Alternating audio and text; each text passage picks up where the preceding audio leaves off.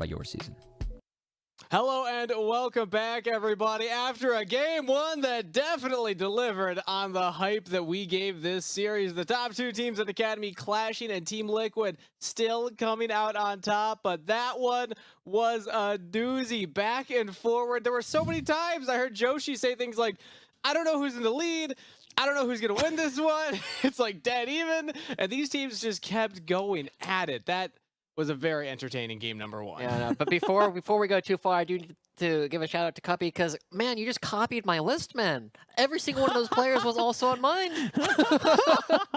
You gotta be some original. There's the big Cubby that I was waiting to see. All Let's right. go. Josh always gets one. Love you, He always Cubby. gets one. You always get one. Exactly. All right, but yes, that game. If anything, was that's so flattery, close. right, Yoshi? But True. game number one. This game so close between the two of them. I gotta say that play at the end, Malice going for that Baron steal, that was like the Hail Mary to end all Hail Marys. If he gets in there, we actually have a replay of it because it was so close. It's down to 1,400. He's right there. He's like, just come on an auto. If I can get Darshan to combo with me, maybe we get it. And then the game completely turns. But the fact that Team Liquid holds strong, and as a group, Rafa, they say, nope, just kill Malice. Yeah. Don't let him get in there. So two things. One, the discipline to not hit the Baron. Yes. Right? As soon as Melon starts coming in, we said this roster, we said this composition needed discipline. And they did that. They didn't touch the Baron. They killed the jungler. No real risk of the smite coming through. And then Copy, his flash was less than a second off from coming back up in that last death. Right? The margins were so narrow there at the very end. And that's what happens when you get these teams coming at each other with their best. It was so close. Came down to the wire. Props to Bradley for the comeback. He died solo to Darshan at a rough laning phase, but he was able to come back on the gangplank. One of the champions that we were literally talking about leading into the game as one of his signature picks, Rafa. Dude, we talked about it at the top of pre-show. It's like Bradley, yes, the laning phase is still rough because he is still learning as he's role swapping from mid to top lane, but his team fighting, still one of his biggest strengths, regardless of which role you put him in, because he knows how to maximize his damage. And that teleport flank, he was there at the right time, picked off 2 kills, and suddenly he cashed in so much gold, and then he was almost at full build by the time the game finished. And so when you face down the barrel of a gangplank with 4 or 5 crit items, oh my god, what are you supposed to do? Don't get hit by the barrels. I think that's what you try and do if you're Cloud9. That's some Smash logic right there. Just don't get hit. Yeah. Now, Kingus, I know you have a game show for us coming up very quick, but I want to give one other thought here. All right. And King Flame Horizon Yon in that game. He was so far ahead. We didn't really talk about it. He was over 100 CS ahead on the Zeri. But where was he? Right? That was the kind of thing that we were asking. We were saying they just go over the Zeri for free. How are they going to deal with it? Team Liquid never give him an opportunity to really hit, right? Jan was constantly playing around the range. Bradley was constantly out of the range. And we got to see, I was unconvinced by the draft coming up from Team Liquid, but I am just so impressed with how well they played it. They shut down everything that Cloud9 wanted to do. And, I mean, with such a large lead that King had, I'm so impressed that Team Liquid basically made him look invisible. Yeah, and Azeri, of all things, we've seen what this champ has been able to do when she gets a lead, and the fact that Team Liquid were able to weather that storm, play through the range, not let the Zeri be an issue. Big props to Team Liquid Academy. But you're right, Josh, you did tease it. We are going to play a quick game here while we get ready for pick and ban for game number 2. That's game 1. In a nutshell, we got it wrapped here, and now Cloud9 have an opportunity to bounce back and even out the series. But while we're waiting for the teams to get ready and the players to load onto the Rift, we're going to go through another look back of a player stats through the season with a round robin 1, round robin 2 comparison. Where's and the I get music? my 2 casters to guess. Yeah, we don't have music right now. It'll probably come up as soon as the graphic does. Because I'm just imagining music in my head. Yeah. Just imagine there's music that Rafa can dance to right now. Yeah, we all know the song. We need to get a couple more music tunes, I think, to cycle through, just to keep Rafa on his There it toes. is. That way he's never really sure which one it is. All right, it is a classic. All right, so guess It that. just takes me back to like pep band. Yeah, really? It's like marching band. Okay, I was never in a marching go. band. I was never that guy, but we're learning about Rafa today. I don't think that surprised anybody, but we're not talking about Rafa and his band experience. We're talking about this player. First round robin stats on the left, second round robin stats on the right. Now, again, look at the stats, look at the numbers. Tell me who or what position you think this is first. I want you to both to have some strategy to this. Don't just start throwing out names, okay? There's a process. Okay, fine. All right, so the big thing here that sticks out to me is their kill share has gone up a lot. 7% is a lot more kills that are being picked up by this one player. And also First Blood has gone from, a very small number to a pretty reasonable number, about what you might expect for most roles. And that kind of makes me think that we might be looking at an 80 carry here. I was thinking of Yawn, to be honest. Okay, you're both thinking 80 carry. What's giving away 80 carry? What's the of. big one that's giving that away? I mean, the kills seem very consistent between the two things, but the total number of kills, right, because their kill share has shot up so much, says to me that it's going to be, one of the carry roles. It's either going to be 80 carry or mid lane, probably. And, well, my first thought was Yawn. I do feel the need to distance myself from Mark a little bit, and I'm going to say that because, Copy had too high of a kill share in the first round robin for me to think that it was Copy. So I'm actually going to say, if it's not Yawn, I'm going to go with Harry. Okay. All right, well, does that mean you're guessing not, or are you guessing Harry? I'm going Harry. You're going Harry? Just so I can be Rob, right stick if with Mark is Yawn? wrong. Yeah, I'll stick with Yawn. All right. Well, you both have the right team. I'll give you that.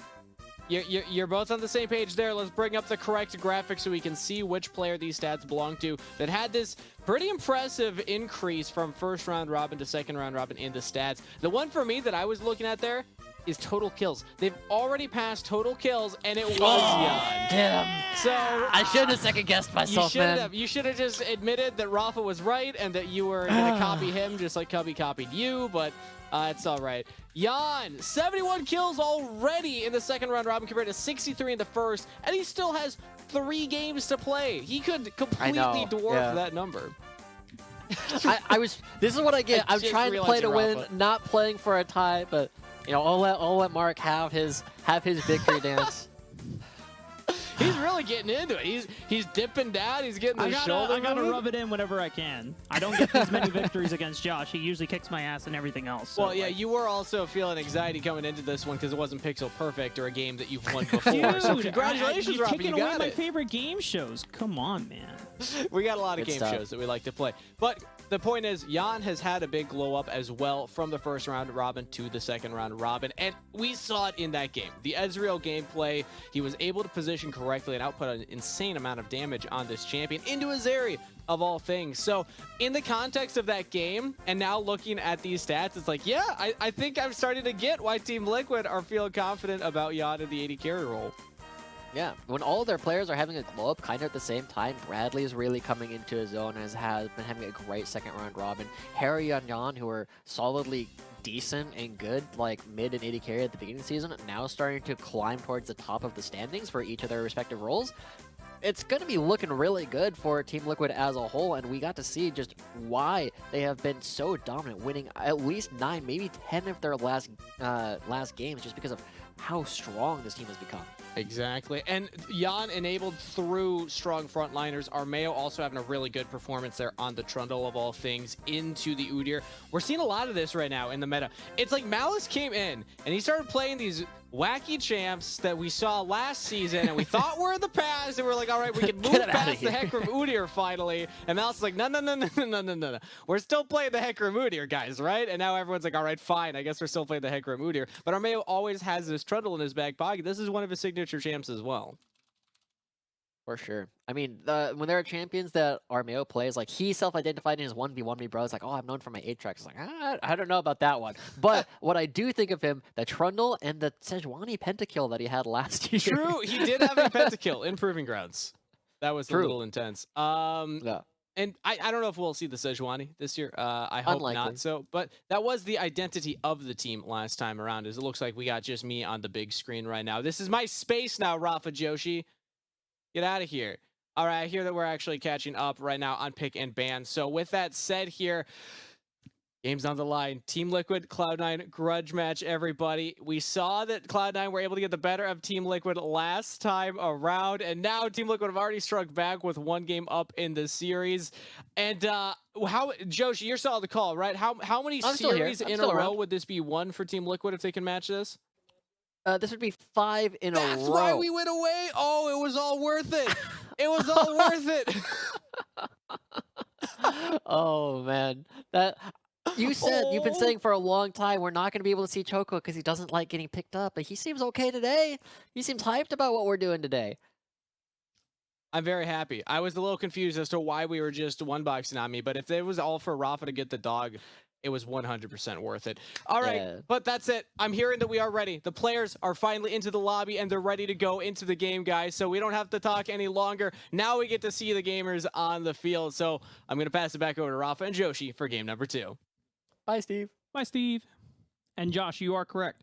Normally, Mr. Choco does not like being picked up, but he was barking a lot, and he wanted to come into my room. So I was like, all right, All right, I gotta need do a it. trade deal with you.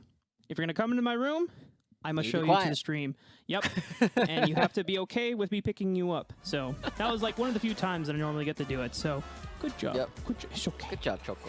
It's also a treat for everybody in the stream, right? We've been asking for this all season long, and finally on Mark's last day of the regular season, we get to see it. Oh, yeah, that is. Congratulations to stream. Dog cam coming through today. But we're swapping sides this time, Mark. We have Cloud9 on the blue side, Team Liquid on the red side. Team Liquid sticking to their guns. The Yuumi ban coming through once again. And we'll see if we have the same kind of strategy coming out from Team Liquid as they did last time. It took a lot of discipline, but that kind of gameplay is very tiring to go through for multiple games. And we'll see what kind of version of Team Liquid we're getting this time. And big note here, Cloud9, because they're on the blue side of this time.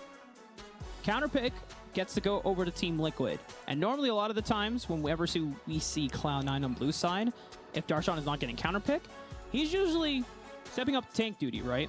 And Yeah. one of the big things for Cloud9 as they had to deal with was Bradley's gangplank the later the game went on. The lane matchup, Darshan was winning it. He got a solo kill, right? But they couldn't snowball through the laning phase and make it so that Bradley was useless by the late game. In fact, he was one of the biggest damage dealers by the end of the game. Oh yeah, I mean the Gangplank build with the triple crit cloak, as funny as it looks, it gets the job done. So now Cloud9 have both the Hecarim and the Udyr available to them. And they banned the Hecarim away from Romeo last time, but we will see what the answer is, because Team Liquid, if they were ready for the Zeri previously, now they have to come up with a different strategy, because Malice is on a very different kind of champion. We've seen him go with both the full tank and the full damage style of Bell, and it looks like Team Liquid are saying like, well, if you don't want the Lightning Girl, we'll go ahead and take her ourselves. It's like playing Valorant all over again in League of Legends on Summoner's Rift. I That is believe one you, of the- but I've played 0 games. Have you played any other shooters? Counter-Strike, does that count? Yes, just anything. So, but Yawn, now he gets his chance to zip around Okay. on the Rift. Armeo once again going for the Trundle, undeterred from, picking up the Udyr while the Hecarim's on the other side, because he made the Trundle work out so well. And you can see that, the scrims of the practice, Armeo is very comfortable on this champion. I know that he's also pulled out this particular pick on the playoff stage during spring split of the LCS playoffs last year, when we first went to a live audience, or not a live audience, but at least when we were in person again after COVID.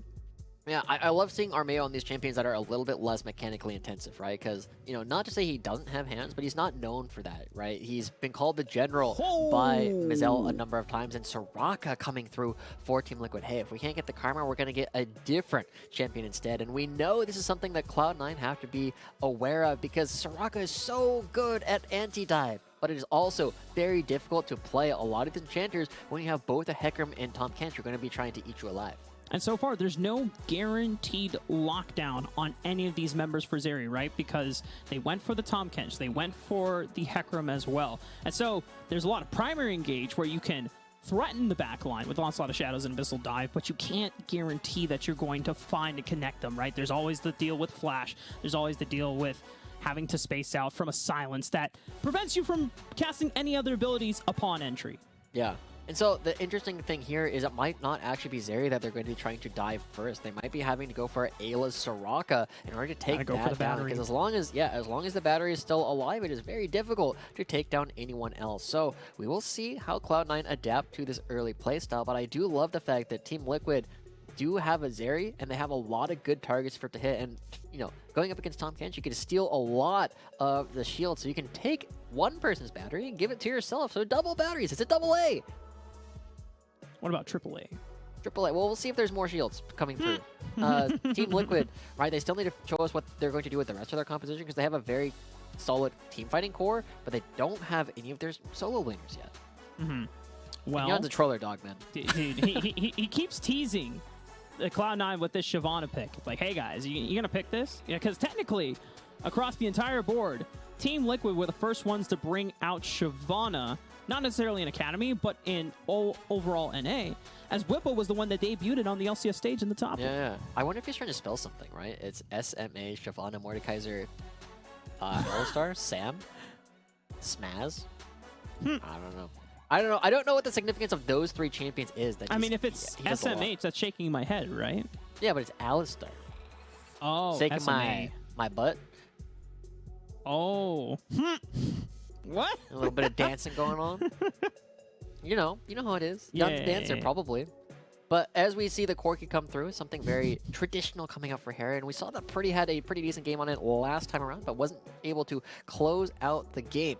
So the Orianna also, we saw this exact same match. We're seeing a lot of parallels to what we had earlier on in IMT versus Dig, and Darshan also throwing down the gauntlet with an early Akali pick. Still counter pick available for Bradley. A little bit of a change with the Akali from the Jace that we had last time. Darshan has the flexibility of either going for long-range poke in siege situations and poking them out before they enter into an objective. Akali, you are all about threatening the backline and looking for a one-shot. Now, typically that is very difficult into something like a Soraka if you don't exactly get on top, because she can silence you upon entry, as we talked about, and then Akali, you are just super miserable in that state. Whoa, a Silas top coming through for Bradley. This was something he was definitely known as when he was playing mid lane for Wildcard Red. His ability to navigate these team fights and play this melee mage coming through for Team Liquid is absolutely crazy. And I'm excited to see what it is, because this is a Bradley specialty, something we knew he played a long time ago, but hadn't really had an opportunity to play it in Academy Summer. And so Team Liquid, they have a lot of range tools, and they're playing another situation where they don't have the easiest primary engage in the world. Instead, they are relying on getting in places first, and they did that perfectly last game. Now, one thing I do want to point out for Cloud9, as anytime that we have a Jinx composition, you always got to follow it up with a primary amount of burst. Shockwave is always a great thing to start those off and get the resets rolling, but you also have this Akali for Darshan, and I think this is the big moment for Darshan to step up in this game, because he had a lot of tools and a lot of freedom to play with thanks to his solo lane advantage against Bradley last time, but Cloud9 didn't get a chance to play off of it that as much. They routed him off so many times. This time around, he has to make those assassinations count. Yeah, so let's set up a little bit of expectations for this game, right? Because Cloud9, now that they have lost this game, are a little bit behind a bunch of the other top teams. They were tied with Team Liquid going into today, but now as Team Liquid is one game ahead of them, Team Liquid also ties CLG and puts them one game behind Golden Guardians, if all my math is correct. Or depends on where Golden Guardians are after their wins. But the important point they have to make here is that if Cloud9 win this game, it's not going to be close, right? They are going to run over Team Liquid because Hecarim gets too far ahead, Akali gets too far ahead, and these squishy marksmen that Team Liquid have drafted for themselves are going to disappear off the map. So if Cloud9 win, it's probably going to be a stomp. If Team Liquid win, it's probably going to be a lot longer and a bit of a slog coming through. So get ready, hold on to your butts, because we're probably in for a longer game. Bradley already finding Darshan, getting a bit of poke damage onto Darshan, but it's super early on into the game. Darshan has a chance to recall unless Bradley says no. Oh, this is slightly rude, but it's going to play in favor of Bradley's advantage. Okay, Omega going in. I mean, he can tangle with Malice, but there's not a whole lot of advantage for either of them to really pick up. Isles is already here, but there are 5 members of Team Liquid on the top side of the map. Unfortunately, their level 1 is not super impressive. So, not a whole lot of advantage is found, but they do get awards, so they will have some idea of where Malice is starting. But interestingly enough, King doesn't walk forward. He doesn't get any vision down the opposite side of the map. So Team Liquid walk away with a, a small but non-zero advantage. What? Now, Josh, last time it was pretty much even for even, blow for blow from Cloud9 and Team Liquid. Everyone was kind of fighting back and forth. This time around, are we going to see something similar here? Or, because you already talked about it before, Cloud9 are the ones that get ahead. You're expecting it to be more of a stomp. Does that indicate how the momentum should be trajecting for Cloud9? It's not necessarily super easy for them to find like large enough leads. This level 1 going over to Harry as it should with the power of the Gatling gun and just the raw damage they're able to put out with that ability should be happening. But as this game goes through, expect to see Malice going for some big trades. Bradley should be fine here. Yeah, he's gonna be able to walk away. But both these like top laners kind of come alive at level 3, and that's when we should be expecting to see a bit more explosiveness in this top lane. Bradley chugging through both of his health potions. Darshan only needing the one. He's still going to be fine. Yon Ayla being pushed back because Isles and King have gained level 2 first before the other bot lane has. And right now, it's really just kind of the standard laning phase for both of these teams. Nothing too exciting. Both teams are getting, you know, each health bars somewhat low, but then the sustain kicks in. We're back to standard, and so we're just really waiting for the junglers to come into play unless one of these laners severely gets punished. Yeah, I mean, I talked about this a little bit yesterday, the low health lanes, and it's something that you do when you are very confident in your ability to win these like really heads-up situations. When things are really in a scramble, you trust yourself to come out ahead of those spots. But it also, low health lanes tend to favor the Hecarim team, right? They're going to be a situation where Hecarim can just run through, give a quick drive-by, and say, hello, I am here. I would like to collect 300 gold, please. And so far, we're seeing like both teams opting into a really heavy trading, and it is going slightly in favor of Team Liquid in the top and mid lane, but it's also creating a lot of space in the bottom lane for Cloud9 to actually go for some of these Scuttle Crabs and create some pressure around where Malice is going to play. Nice trading from Ayla. Even though King and Isles putting some dents into Yon's health bar, you know, lands the Star Call, and then it just heals Yon back on up. This is the battery lifestyle, the power of a true medic in the bottom lane. But as we've talked about before, Ayla has to be the focus for Cloud9 to attack in these skirmishes and teamfights later on. Yeah. I mean, right now, he doesn't do that much healing, right? It will come online really heavily later on as Isles, I'm a little bit surprised he hasn't put his third point into an ability yet. You can kind of see on the bottom left. We will see when that ends up transitioning. But for a little while, it is going to be kind of tough as Malice looks for his first king top lane. Yeah, Bradley's a little bit stuck here. Alp's going up duck, closes the distance here, and Bradley doesn't even necessarily need to use flash here. Yeah. Just nice timing. Good play coming out from Bradley. He should be able to you know, slurp down some of these potions, and when this wave comes back in, he should be very happy. So I love the fact that he's using this time to go down, see if he's actually going to be in danger with this ward.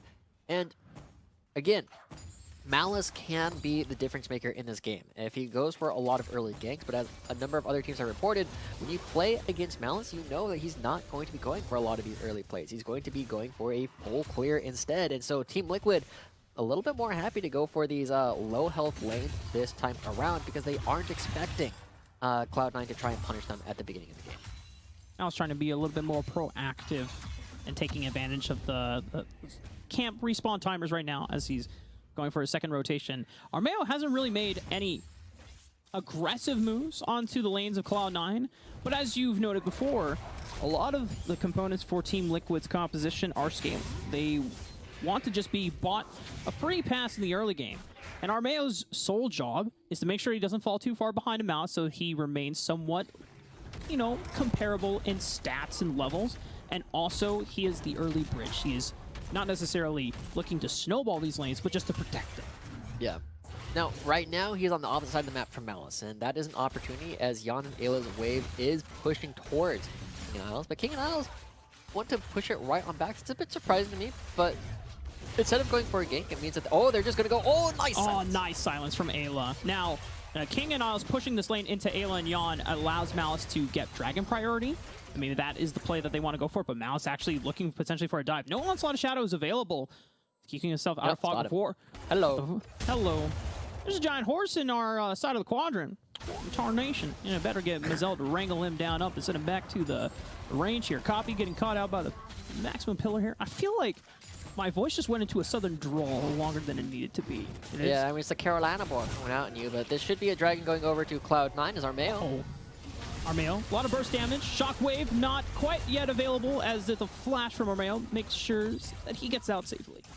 And, you know, despite the fact that this is a much less violent game, we are, in fact, seeing that the... Oh, they don't even get the dragon. I was going to say it's the similar early lead coming out for Cloud9 in terms of objectives, but instead, just going to go in, and Armeo, as he clears this out, will announce his presence. So Malice knows he's there, and Armeo's like, I don't know if I really want to do this. My Corki is not really a champion just quite yet. We are going to hang on for a little while. But that means that Team Liquid, as long as nothing is happening, I would say that they are probably winning. Yeah, you just want to coast through the first 10, 15 minutes of the game, right? If you're a Corki and Zeri, just waiting for your item power spikes. Yeah. So, I mean, when you are very cozy, there's not a whole lot that you need to necessarily be doing. You're allowing all of your members to build up small advantages just in terms of their scaling ability. And Team Liquid, even Bradley, not falling behind Darshan early on in the game. Now, admittedly, Darshan has just now really woken up as a champion, but the fact that he is not behind is a testament to the fact that Bradley is learning a lot. And when you're playing your signature champions in counter matchups that you get to pick, you should be able to go toe-to-toe with a lot of the best laners in the league. Team Liquid and just making sure that they're holding on, right? They are respecting some of the outplay potential and the moments and the windows where Cloud9, some of these more experienced laners, can look for opportunities and windows to punish if Team Liquid just end up being a little bit more disrespectful than they should be. You know, small moments that sometimes they might not realize, but someone like Darshan is going to be like, oh, you're out of position, buddy. And Bradley might be like, am I really? Oh, I guess I am. No, I didn't believe it. I love it when my opponents don't believe things, because whether they believe them or not, they're often true. Facts don't care about your feelings, Mark. But Bradley and Darshan, again, just trading blow for blow, and there's a small freeze getting picked up as neither jungler really able to make their mark on the game just quite yet. Malice with his traditional about 10 CS ahead of the opposing laner, and Yon is totally fine. He's going to skip away on this wall if he ever wants to. Goodbye. Yeet. Goodbye. And Yon just skating on by.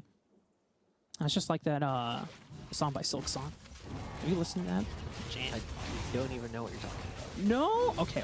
We're going to listen to it after today. It's just the vibe out. But so far, Cloud9 taking advantage, knowing that Armeo went for the Rift Herald on the top side of the map. No jungler can answer on the bottom side. Dragon being secured for Cloud9 thanks to the bottom lane pressure of pushing in Ayla and Yon back. So now, Cloud9 open up the game with the first objective, but this is something that Team Liquid have opted to in the past. They have traditionally been a Rift Herald team. A lot of trading back and forth, but Ayla should be able to keep Yon sustained up. It was the heal force from Ayla to give Yon the extra movement speed to dodge out on the ultimate from King. Yeah. Yon stepping up really aggressively in ways I was a bit surprised about. Now, this is when Tahm Kench is scariest, when he has brush control, when you can see things. Ooh, Malice with a bit of a drive-by, taking away the Scuttle Crab.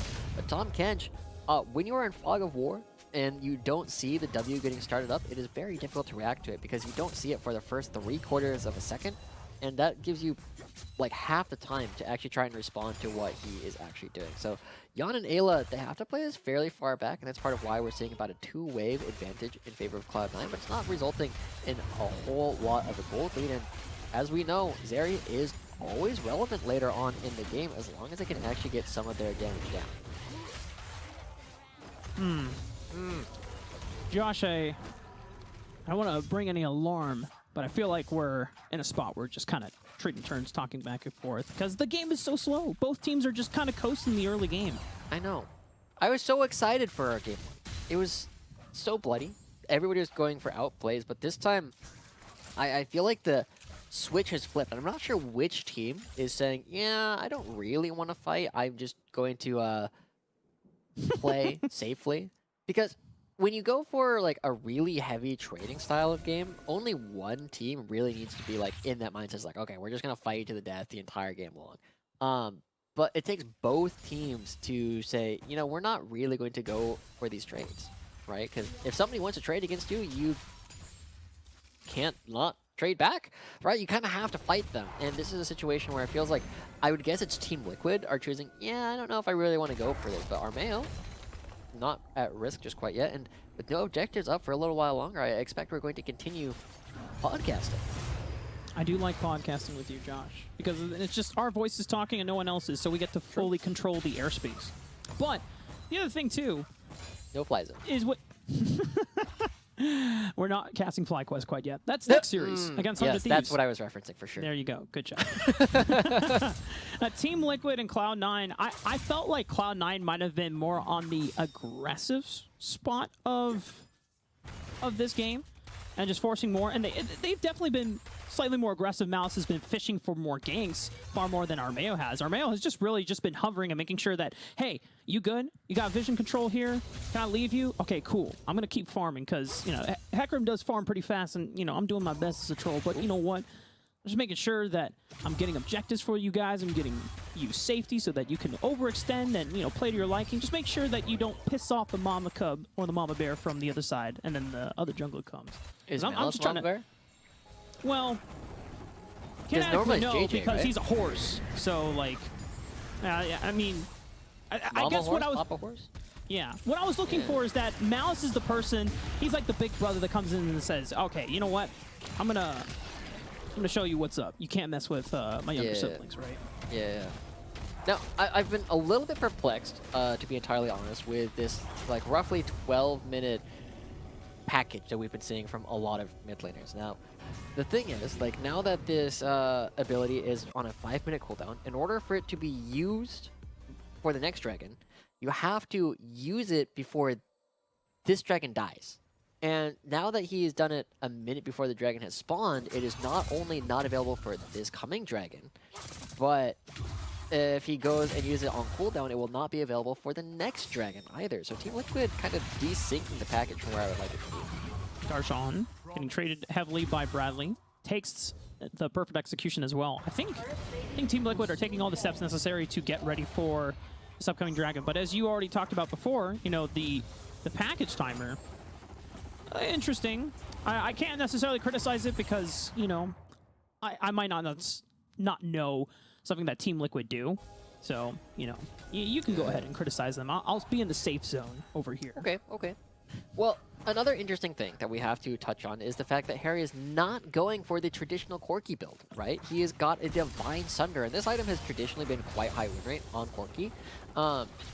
So let's talk about what it does, right? You're not playing the poke Corki if you're going with this style of build. You are instead, as John should be able to walk away here, is you are going to be a more traditional marksman, right? You play like a more traditional Corki when he was just using the rockets as a way to proc his Sheen, and it means that you're a lot safer, you have a lot higher DPS, but you're trading it for the amount of crazy range advantage that you normally have when you play a Corki. So we'll see how effective he's able to pilot this, because it's a style of Corki that a lot of teams aren't playing.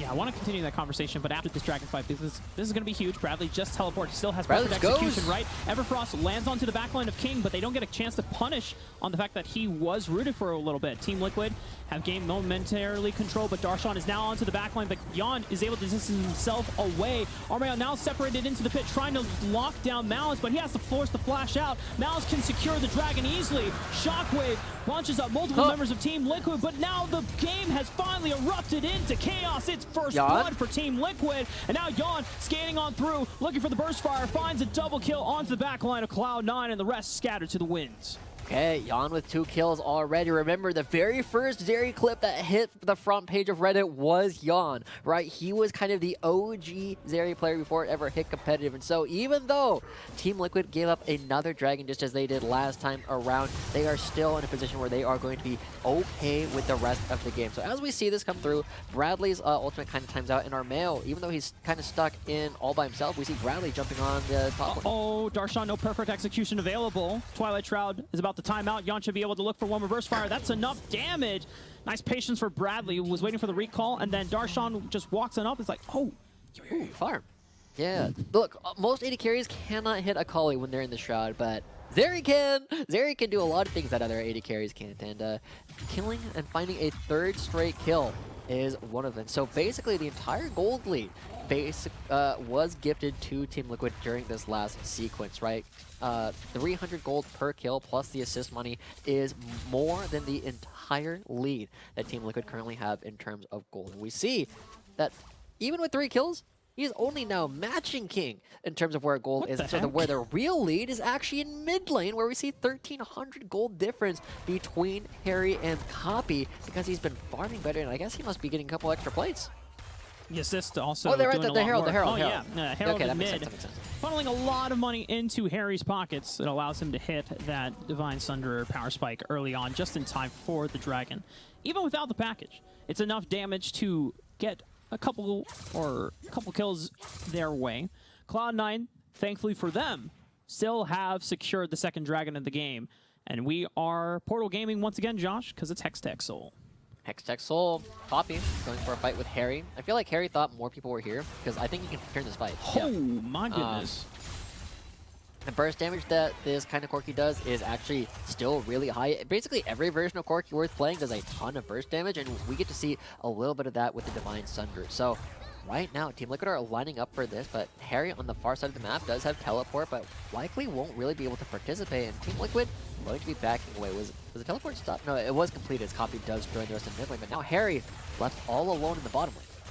Yeah, Team Liquid can take their time with this one. Rift Herald was reset, still at maximum HP, and Cloud9 having funneled into the pit to fully control the objective. So Harry gets a lot of time to himself as Copy had teleported to the mid lane. Is coming right on back. Shockwave misses to Valkyrie, and Harry, can he trade this one back? He has to dodge out on the command attack. Whoa, look at Harry. Oh, but it was so close. Copy still having the health advantage, wins the 1v1. Yeah, Harry canceled a couple auto attacks there, and that's enough to give Copy over the 1v1 win, even with the Soraka ult across the map. So we are still seeing this game going back and forth a little bit, Copy creating enough pressure to force Harry into an awkward situation, and with the gold basically dead even between these teams, we are right on back to these two teams ready to slug it out in the next Dragon. That is when I'm really looking for Team Liquid to come alive, right? They have items completed on everyone at this point, except for Ayla, who's still looking for a little bit more gold. But once they get there, Yon's going to be on, item and a half, 2 items. Corki's going to be on item and a half, 2 items. And the only thing that you really need to pick up is Harry needs to complete this Merm on it. And once you have that damage, Harry does a lot of damage as an AD carry. He comes alive way earlier when you're playing the Divine Sunderer than when you're playing the Lute. Yeah, and it combos well with the Sheen procs. I think the Sheen procs is what makes this style of build a little bit more bursty when you're weaving in auto attacks with your rockets rather than just pure rocket damage for poke. Yeah.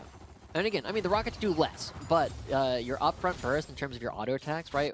Back when we used to see Shield Bow Essence Reaver Corki, it was all about you package in, you get the guaranteed like 700 plus damage on a single target, and then you blow them up with your Sheen Phosphorus Bomb, and that's an AD carry dead. So Harry this time now is trying to do that kind of thing with a little bit of extra survivability coming from the HP that the Divine Sunderer provides every time you auto attack instead of the more Shield Bow. This is also, big thing to note, a more aggressive build from Malice. He's been very much a proponent of the Trinity Force Battle Horse, or Battle Stallion. Horse. Yeah. A War Horse. Actually, that's what I'm looking for. The War Horse build rather than the Chem Tank Phase Rush build. He doesn't necessarily want to be the front line that soaks up all the damage. He wants to be the one dealing the damage. Yeah, I mean, we've seen both styles. I mean, Harry, he's throwing out the rockets, but he does need to be careful he doesn't use all of them. He needs them for his Sheen procs later on, but as the Dragon spawns, Team Liquid in control once again. And Darshan, the only person currently in the river, and so I love the fact that Cloud9 just running over, making sure they aren't walking through a choke point, and they will be able to take this fight on even footing.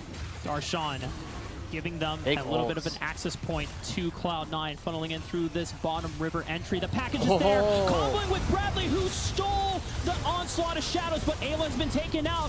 Malice is gone as well. Team Liquid, Yon is still untouched. They've lost their medic, but they still have enough damage to power it back up. But King is the one pumping out the rockets against Team Liquid, and it's Cloud9 who, even though they lost their jungler, still win the fight. What do we say? It's not Yon that's going to get dove. It's going to be Ayla that instantly jump onto the go, take them down, and Cloud9 looking to try and pick up Bradley on the other side. King should secure this Hextech Dragon, but does Bradley get out?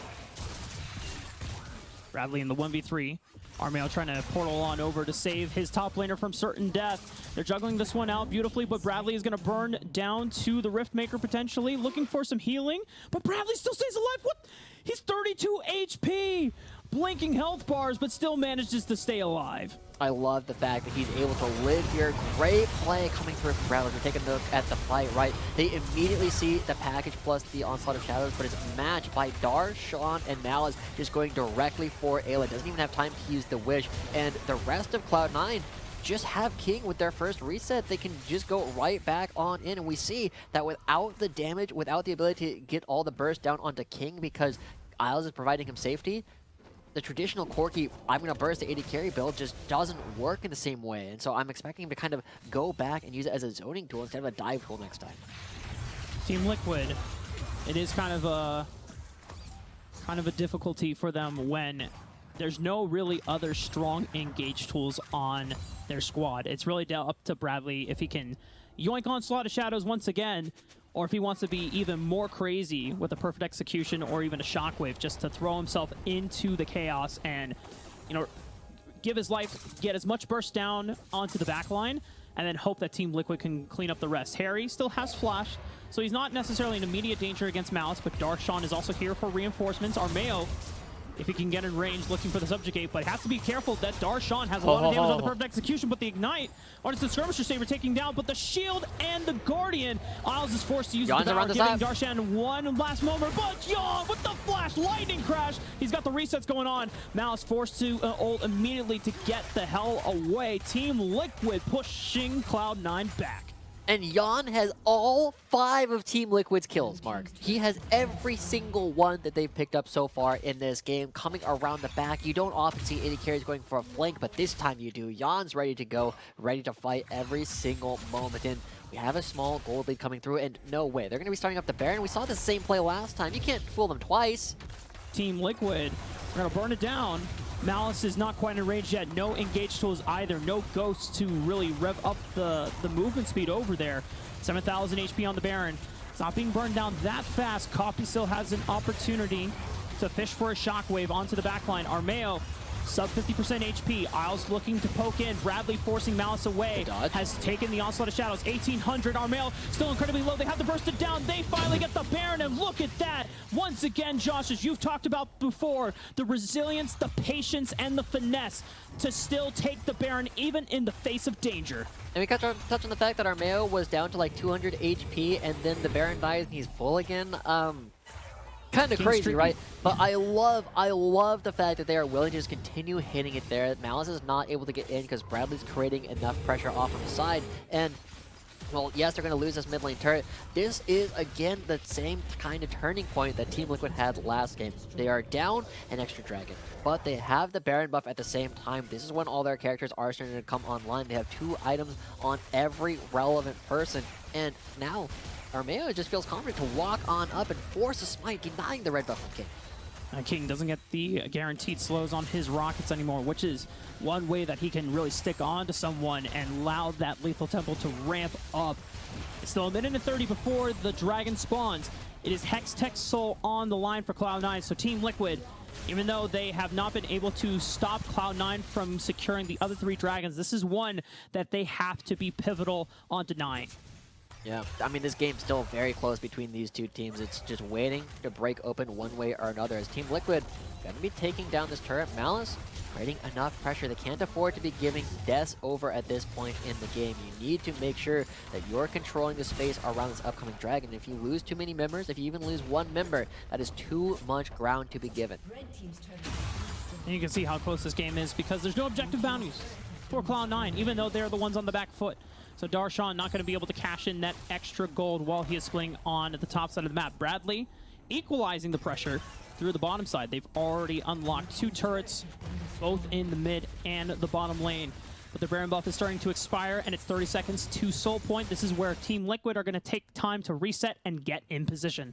Yeah, both top laners go for a reset on opposite sides of the map in order to deal with all the waves that are pushing through, but because Bradley has to go top lane, he might have to use the teleport. And that's part of why we're seeing Team Liquid so focused on making sure that they get this mid lane priority, why Jan is already here to clear out these waves. And Team Liquid, with the package, are the first ones here. Do they want to flank them right here? King!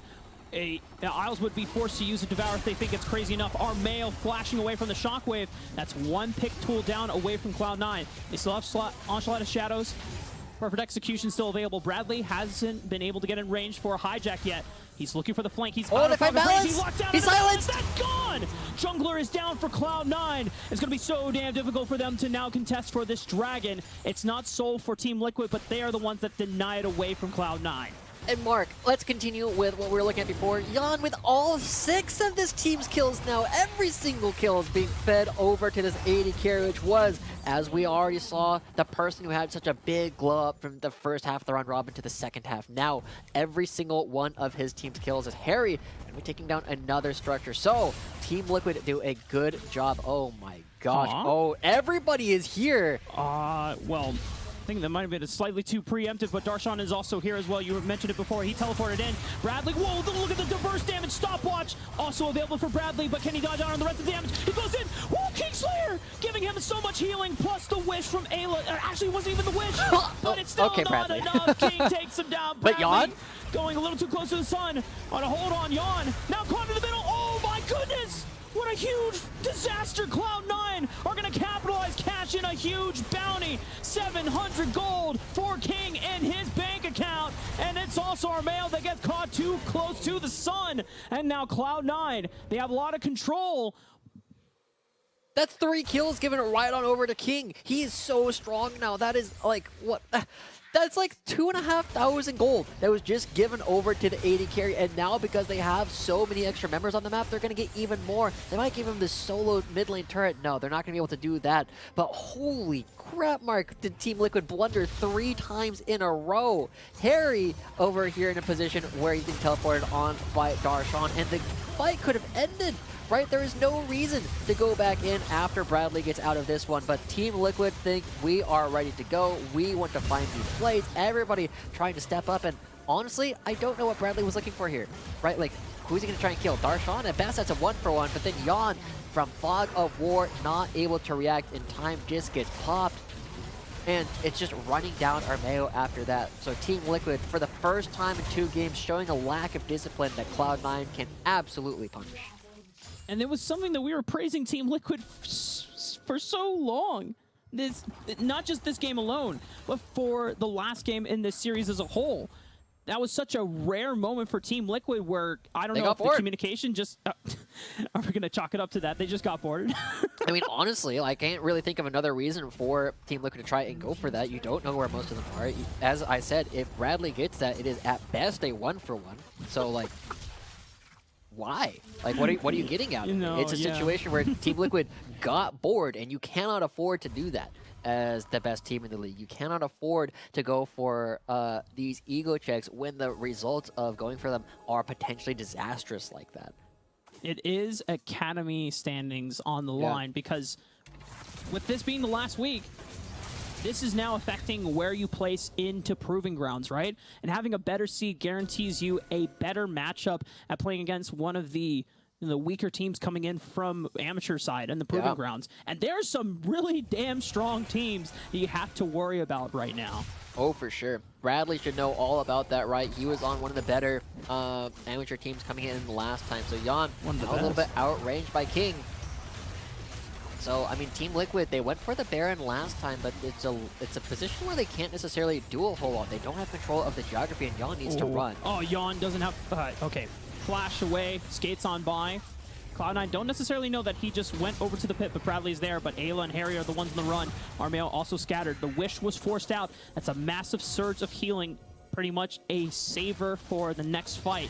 Baron is available. Cloud9 gonna now sweep out Vision. See if they can force Team Liquid to funnel into them. They still have things like Shockwave, Onslaught of Shadows, Abyssal Dive. Yeah, we're starting to see some cracks coming through in the Team Liquid discipline. Cloud9 are exploiting them, and they're not needing to contribute or not needing to expend a whole lot to get them to come through. But Team Liquid reforming ranks at the right time. Harry, now in base, is just going to go for an opportunity to come back onto the map, farm a little bit more, maybe pick up the rest of his Void Staff before going to grab the package one more time. And they did manage to pick up one of the Hextech Dragons, slowing down Cloud9 in their inexorable advance, as we often know them to do. But they need to do it again and again, right? Because Cloud9 are constantly threatening to pick up the Hextech Soul. It's a blue Scryer orb then, or blue ward, not necessarily cleared out by Team Liquid. They don't spot it in the river, so it's one sign of light for Cloud9 to still be able to see where Team Liquid are forming themselves up in position towards Team Liquid. As you noted before, looks like Harry was able to pick up the remaining components and gold to finish Void Staff. No, he's got the blasting wand. Oh, okay, never mind. So here he comes. He does have teleport. He's waiting on the package to get every last second he can to make sure he has the most uptime. So, Cloud9, they're trying to push in right now. They do not want to have to fight through these chokes. Okay, Bradley has picked up perfect execution, so he has burst damage to look for assassination potential onto Copy and King. Stopwatch is available for Copy, but it's all about King. He just cashed in a lot of gold off the last time they shut down Yon. He is the one that has 4 items. This is the key to how Cloud9 win the fight, and Darshan wants to make sure that Team Liquid cannot spot them out, but Darshan is going to get routed off. Twilight Shroud forces the package out. That's a huge disengage tool from Team Liquid that is gone. +1 for Cloud9, as Darshan didn't even need to use any crucial spells there. That's a lot of poke from Harry. You gotta watch out here. Darshan on the left side of the pit. Bradley marking him, 6,000 HP on the Dragon. Armeo rushing forward. Yon getting some poke damage down into the backline. No one has stopped and looked at King quite yet. He's keeping himself safe. Pillar has distanced himself greatly. Darshan looking for the flank with the portal. Can he get onto Yon? They've crashed onto him, but Yon is being able to fire back with the burst fire. It's a lot of damage from this AD carry. It's about King and Yon. Who can pump out more damage? Who can buy more space? Command dissonance lands, but he still heals up thanks to Ayla being the medic, being the ninja that can give him all the healing. This is all about Team Liquid controlling space in this choke point right now. 2,700 HP on the Dragon, and they secure it. They deny Soul once again, and somehow no one goes down, but Team Liquid still looking for a punish. Darshan has teleport, could look for the angle, has perfect execution available, has to wait to see if Team Liquid exposes one of their carries. Bradley has no ultimate for a little while, and the damage coming through, they can't afford to walk into these choke points, but Armeo on the side. King has to be careful about where he walks. Copy has teleport, but can't get a chance to recall. Armeo forced to flash. Isles Abyssal diving forward, looking for the kill. Armeo is now cut off from the rest of Team Liquid. Can they find a way to answer back? But Armeo has the movement speed. He's able to get himself away, and somehow, Josh, no one goes down. Team Liquid's discipline is back. This is what we were needing to see the whole time. And Cloud9, are they really pulling this? Are they really going to go for this? Harry going to be dodging out from that, but he does have the teleport, so he can rejoin in just a moment. Everybody's coming right on back. Bradley teleporting topside. They're burning it down so fast. 8,000 HP. Armeo doesn't have flash. He has the blast cone though. Are they going to really take it to chance here? Portal he's over, too far. But it's too far. 2,600 HP. They may have misjudged how far it would have taken him. Armeo now on the run. Darshan immediately cleans him up. Bradley looking for the onslaught of shadows. So much burst damage from Harry. The Rockets are finding their mark. King has the distance of himself away. He cannot participate in this fight any longer, but Cloud9 already got the Baron. They got what they wanted, and they walk out alive. Oh my god, once again, super tense, close game between Cloud9 and Team Liquid. The smackdown here of the last week, and we see Armeo just a little bit too far away. Cloud9 used that as their opportunity to burn in, too far away from the rest of the team to try and help out. So there's not a lot left for Team Liquid. Tom Kinch provides so much safety. King, I mean, taking a lot of skill shots all at once, almost gets blown up, but not enough. And Cloud9, once again, the ones in control. But this Baron buff runs out before the actual end of the next Hextech Soul. So Cloud9 needs to try and find Bradley. Now it's not enough movement speed, but Command Dissonance still keeping him in range. Bradley does not have flash. Malice is looking for the onslaught of shadows to get the fear and push him back with the devastating charge. Shockwave claps him in. Bradley is collected by Cloud9. This is going to buy some time to inflict structural damage. Okay, Team Liquid now, they should end up having to give this over. Malice, there's no ultimate, but it's a relatively short cooldown for the onslaught of shadows, and King getting excited. The resets have to be so scary for Team Liquid and Cloud9. It is their It is their grace, it is their savior here.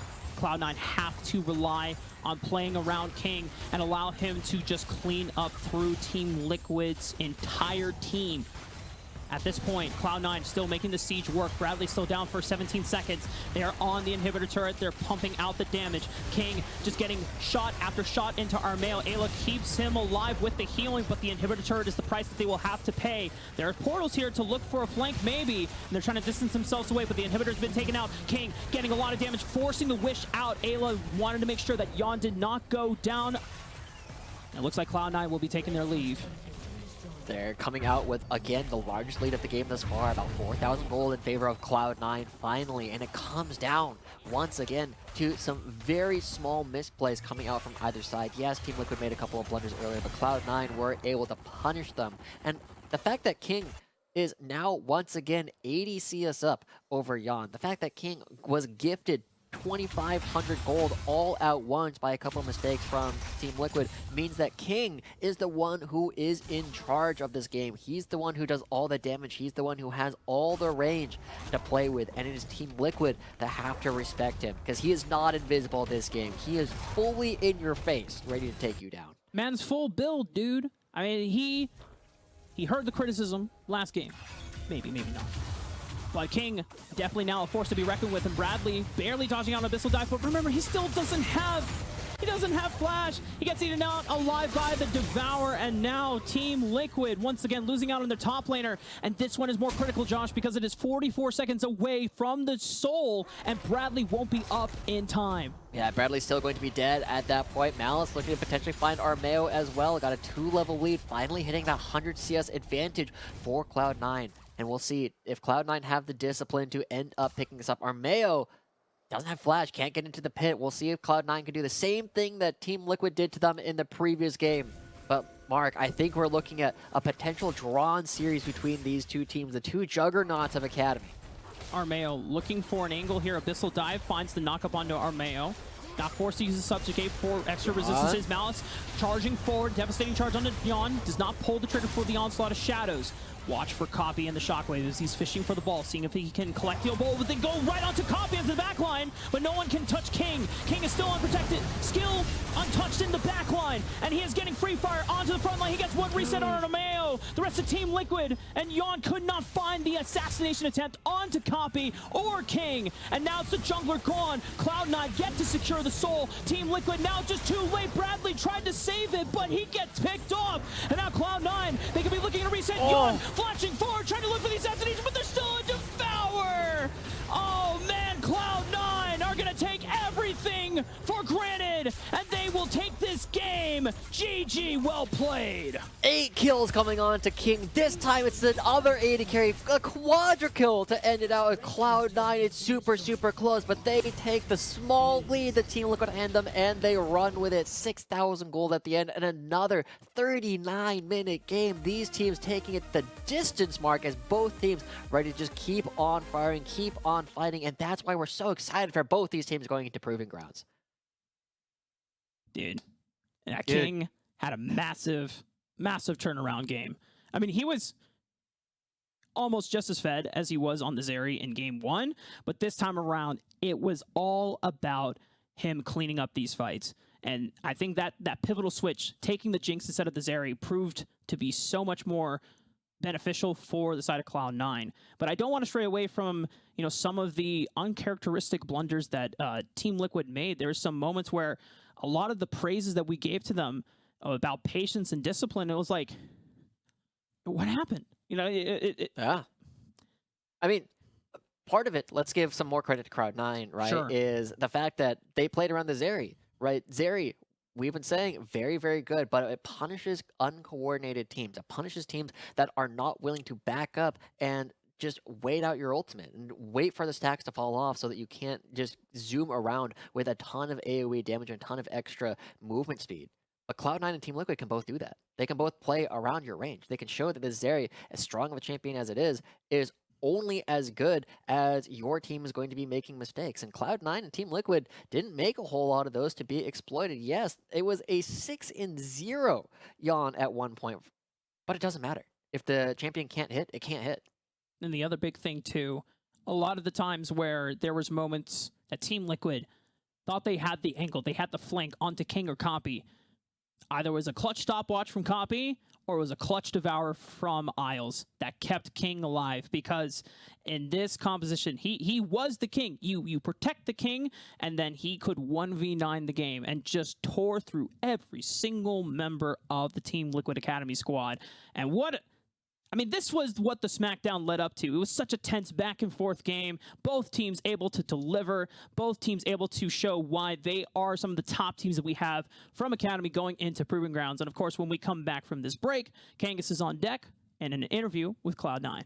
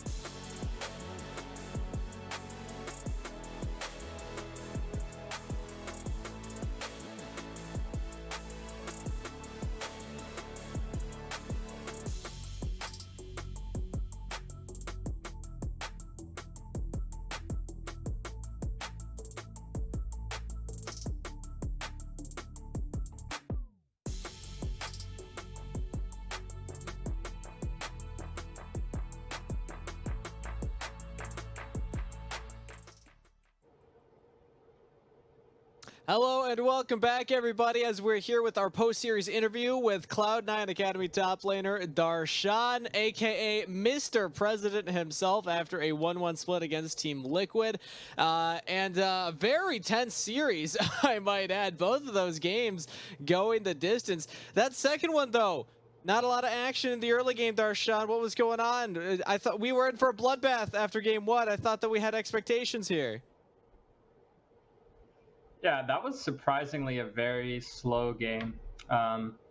Some things happened early where ideally I would like to play more aggressive, but they kind of have Trundle who can look for a lot of early ganks, and we have like Hecarim who wants to farm all his camps in a line, right? So I think, if anything, I was expecting more aggression from them. I felt like we were the team that had to be a bit more reserved in the early game.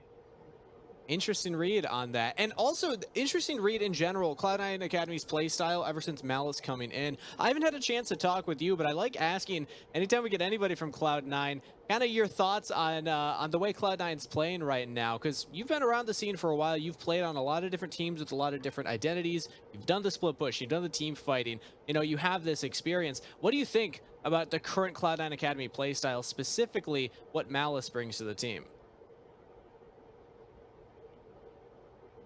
Yeah, I think that Malice has a unique perspective on the game and on jungling. I think that before anyone else he was playing Udyr and Hecarim a lot, and I think he's definitely a big part of the reason that Udyr's in the meta.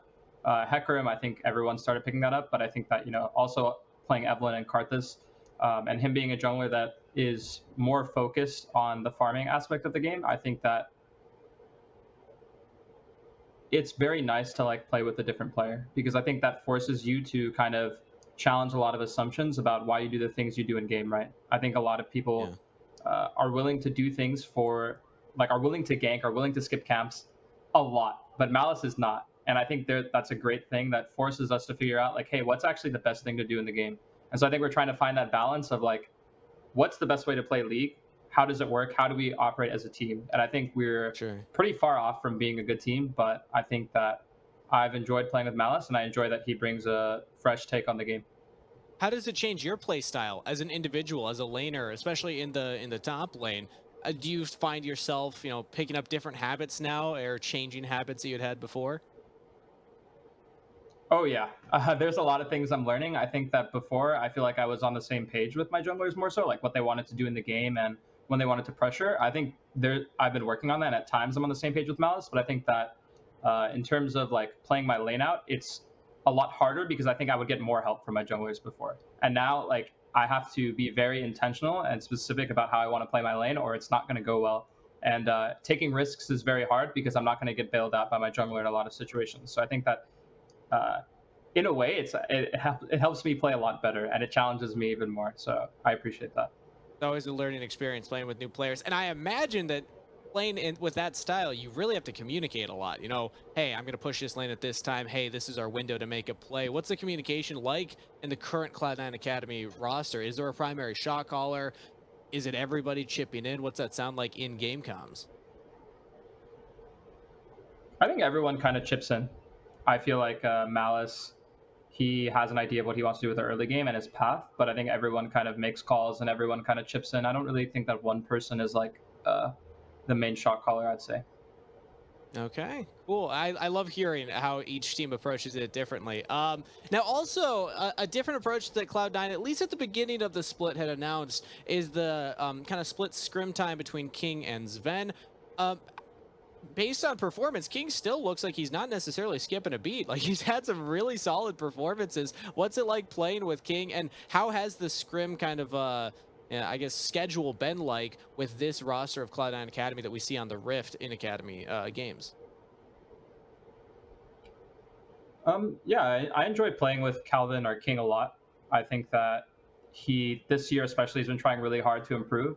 I think that he's had some rough moments in the recent games, because I think there's certain times he's been getting caught out, and there's a lot of games where he just has to give up his tower. So I feel like he's not put in the best positions to succeed at times, but I feel like he's really trying to do the best with what he can, and I feel like he's been improving, performing better as the season goes on. So, what was the second part of your question about the split? Oh, just kind of what's the schedule like with King in scrims? Because at the beginning of the year, I know that it was announced that it'd primarily be Sven scrimming with the roster, and then King would be playing in the Sage games. I'm curious if that has continued throughout the split. Yeah, so I think we got a very little time with King at the beginning in our scrims. I think it would be like once a week, if that. And then I think the recent, last week or two, we've slowly been scrimming more with King, and I think that's been very helpful. I think that Champions Queue has helped a lot, because I think instead of scrimming certain Academy teams, I think Sven would rather play Champions Queue. So then that lets King get more scrim time. And I think mostly just Sven plays the internals against the LCS team, which have also been really helpful. Yeah, I mean, clearly the team's coming together. I mean, from your own words, maybe not the strongest that you can be, but still top 4 right now in Academy and taking a game off of the #1 team in the second round robin. So congratulations on the victory, Darshan. Any final words that you have for anybody out there listening? Oh, nothing special. Just thanks for all the support, and hopefully we can show some good games at Proving Grounds. Exciting to see you there. And I don't know if stream's picking it up, but Rafa's giving you some love in the chat as well. So best of luck going into your final games tomorrow. And with that, we're going to bring back on the casters, Rafa and Joshi.